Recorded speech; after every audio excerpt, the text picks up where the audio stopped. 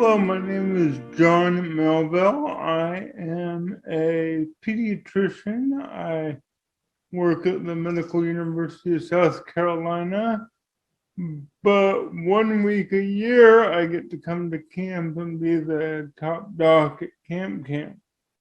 I guess the story that I want to tell starts in 1982 when I was 7 years old. Now, you see, I didn't go to the neighborhood elementary school that my brothers and sisters went to because I was handicapped.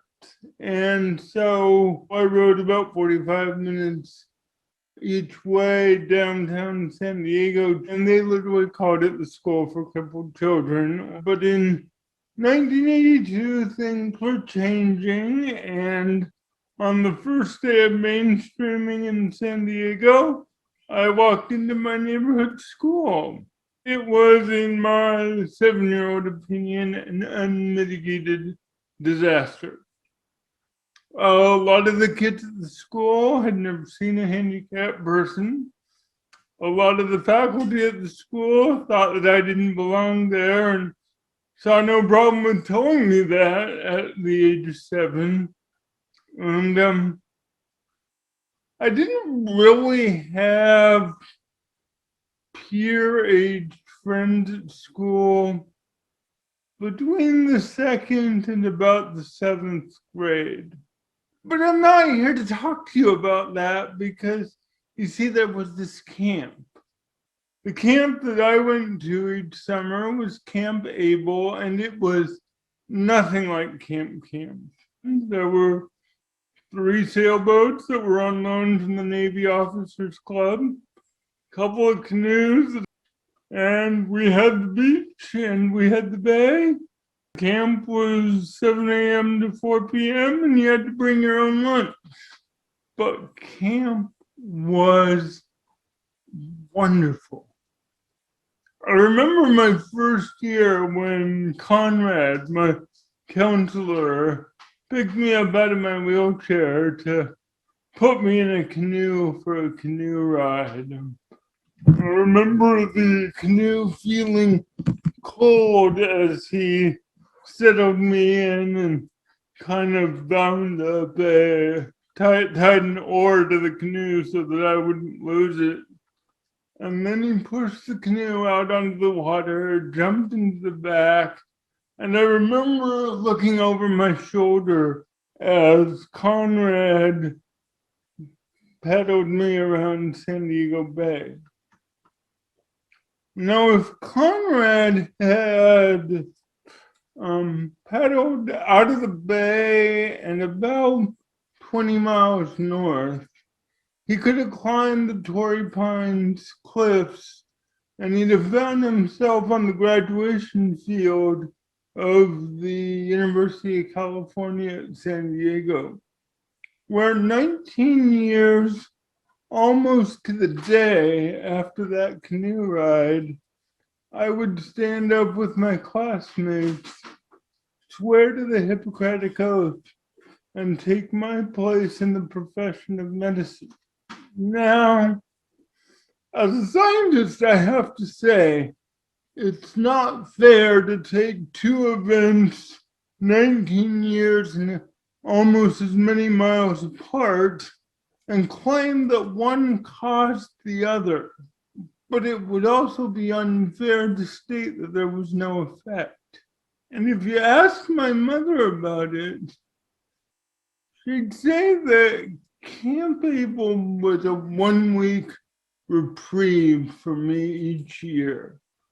5 days when I didn't have to be different. 1 week in 52 where I got to be a person instead of a problem.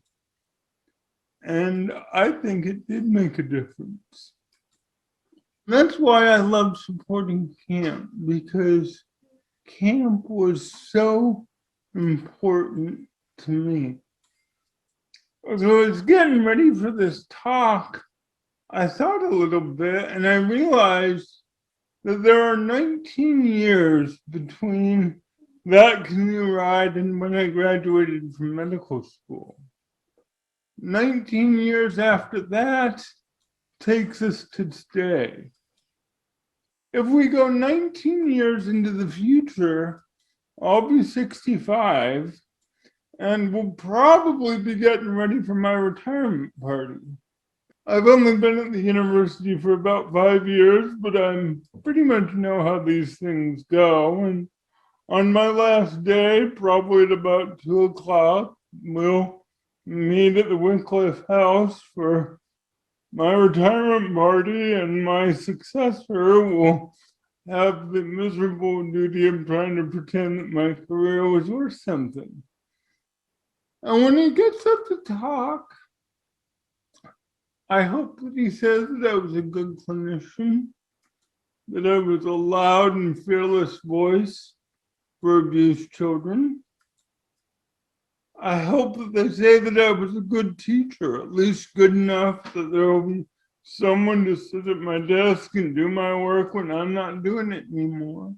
I hope they say that I was a good researcher, that I developed some databases that are useful to people in my field, but I doubt that anyone's going to mention that I wrote those databases in C#.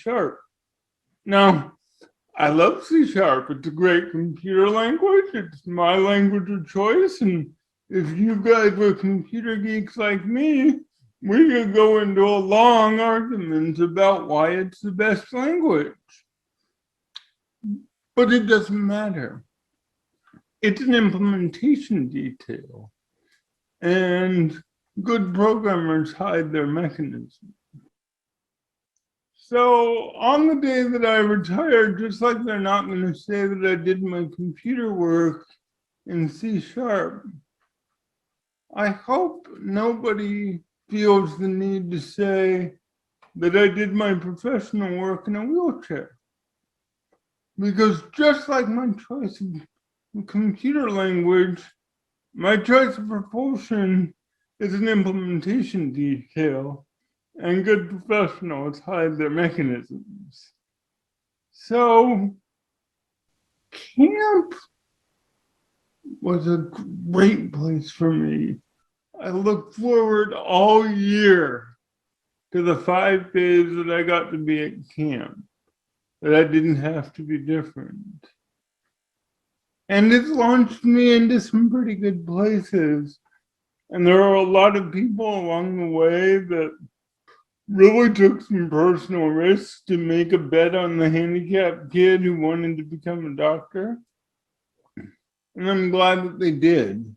And I'm glad that there are other camps, that other children, other disabled children especially, have the opportunity that I have to have a week when they don't have to be different, when they don't have to be singled out, when they can just be. The one sad part about this whole story is by the time I was old enough to understand what Conrad had given me, he had slipped away.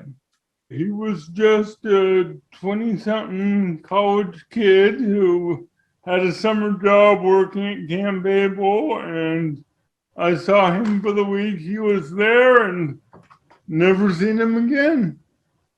Our paths crossed only once on the shores of the Silver Strand, and by the time I was old enough to understand it, he was gone.